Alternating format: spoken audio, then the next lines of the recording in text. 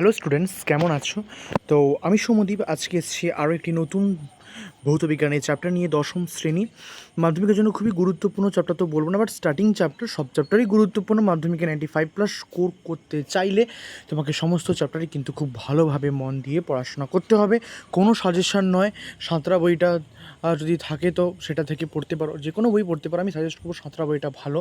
তো আমি প্রশ্ন বানিয়ে দিয়েছি, তো যা যা প্রশ্ন বানিয়ে দিয়েছি আশা করি এর বাইরে আসবে না। আমি বলছি কোনো আসবে না। এই প্রশ্নগুলো পড়লে যদি ভালোভাবে রেডি করো, তো এই প্রশ্নগুলো বোর্ড বছর হিসেবে কাজ করবে, এমসিকিউ হিসেবে কাজ করবে, এসিকিউ হিসেবে কাজ করবে। তো ইজিলি 90+ তো পাওয়াই যাবে। 95+ পেতে গেলে আরও একটু কষ্ট করতে হবে। তো সেটা কীরকম কী করতে হবে সেটা আমি পরে আসবো। তো চলো, পরিবেশের জন্য ভাবনার প্রথম প্রশ্ন হচ্ছে পরিবেশ কী, পরিবেশের জড় ও সজীব উপাদানগুলি লেখো। 2 নম্বর হচ্ছে বায়ুমণ্ডল কী। 3 নম্বর বায়ুমণ্ডল উপাদানগুলি কী আলোচনা করো। এইসব প্রশ্নের ক্ষেত্রে তোমাকে প্রথমে ছক অনুযায়ী সাজিয়ে লিখতে হবে, পয়েন্ট অনুযায়ী। কোনো থরলি লিখবে না, যাতে স্যার বা ম্যাডামের চোখে খুব ভালোভাবে পড়ে। পরে ভিডিওতে আসবো যে কীভাবে লিখলে, কীভাবে খাতা সাজালে ভৌতবিজ্ঞানের 95+ খাতা সাজানোটাও কিন্তু একটা ট্রিক্সের মধ্যে পড়ে। বায়ুমণ্ডলের বিভিন্ন স্তর ও তাদের সংক্ষিপ্ত বর্ণনা দাও। এই বর্ণনাগুলো করলে আশা করি আমাকে আলাদা করে বলতে হবে না ট্রপোপথ কী, স্ট্র্যাটোপথ কী, কাকে শান্তমণ্ডল, ক্ষুব্ধমণ্ডল, ওজোনোস্ফিয়ার বলে, তাও আমি দিয়েছি। বাট এগুলো দরকার নেই। যদি এগুলো ভালো করে ডিসক্রিপটিভ বা ব্যাখ্যা তুমি প্রশ্ন করে নাও, তাহলে এই প্রশ্নগুলো আশা করি ক্লিয়ার হবে। উচ্চতা, উষ্ণতা, চাপের পরিবর্তন অনুসারে বায়ুমণ্ডলে বিভিন্ন স্তরের শ্রেণীবিভাগ। উচ্চতা, কার উষ্ণতা, ওখানে কী কী উপাদান আছে।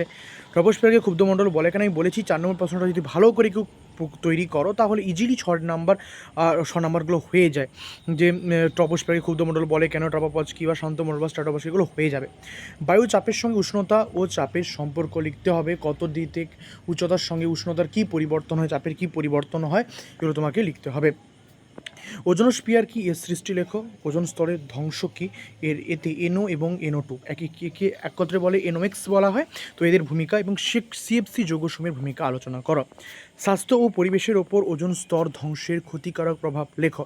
গ্রিনহাউস প্রভাব কী, ব্যাখ্যা লেখো। গ্রিনহাউস প্রভাবদের অর্থ কী, এক কথায় টিকা তো হিসেবে তৈরি করে নাও। গ্রিনহাউসের অর্থ এরকম লিখবে, তারপরে প্রভাব কী, ব্যাখ্যা লিখবে। অ্যাকচুয়ালি ব্যাখ্যা মানে যে শীতপ্রধান দেশে কীভাবে গ্রিনহাউসের কনসেপ্টটা এলো ওটার কথাই বলছি। গ্রিনহাউস গ্যাস কি উদাহরণ দাও। কোন কোন গ্যাসগুলো গ্রিনহাউস গ্যাস, কোন কোন গ্যাসগুলো গ্রিনহাউস গ্যাস আমি পার্টিকুলারলি আলাদা বলেই দিয়েছি। O2 N2 কি গ্রিনহাউস গ্যাস, মানে এগুলো নয়। এটা খুব ইম্পর্ট্যান্ট। টিকা লিখতে হবে গ্লোবাল ওয়ার্মিং। এটা গ্লোবাল ওয়ার্মিং করলে কী কী টিকার মাধ্যমে কী কী তৈরি করে নেবে, সংজ্ঞা, কারণ, ফলাফল, কীভাবে নিয়ন্ত্রণ, এই 4টা পয়েন্ট খুবই গুরুত্বপূর্ণ গ্লোবাল ওয়ার্মিংয়ের সম্বন্ধে। তারপরে স্থিতিশীল উন্নয়ন কি, এই উন্নয়নের শক্তির ব্যবহার লেখো এবং এই উন্নয়নের লক্ষ্য কী। 3টে প্রধান লক্ষ্য আছে, 3টে বলবে। উন্নয়ন কাকে বলে সংজ্ঞা দেবে, উন্নয়নের কোন শক্তির ব্যবহার হয় লিখতে হবে। জ্বালানির তাপন মূল্য কী, হাইড্রোজেনের তাপন মূল্য কাকে বলে, আরেকটা এখানে দেওয়া উচিত ছিল। তাপন মূল্য বললেই বুঝে যাও তাপন মূল্যের একক কী। জীবাশ্ম জ্বালানি কী, এটি সংরক্ষণের প্রয়োজনীয়তা লেখো। তারপরে স্থিতিশীল বৃদ্ধি ও উন্নয়নের জন্য কোন কোন শক্তির ব্যবহার বৃদ্ধি করা হয় সেই শক্তিগুলোর সম্বন্ধে বলতে হবে। সেই শক্তিগুলোর অলরেডি পরের প্রশ্নেই বলা আছে অলরেডি, সৌরশক্তি, বায়ুশক্তি, জলবিদ্যুৎ শক্তি, ভূতাপ শক্তি ইত্যাদি। তো এই শক্তিগুলোর ব্যবহার সম্বন্ধে লিখতে হবে। তারপর বায়োমাস বা জীবভর কী, এর ব্যবহার লেখো।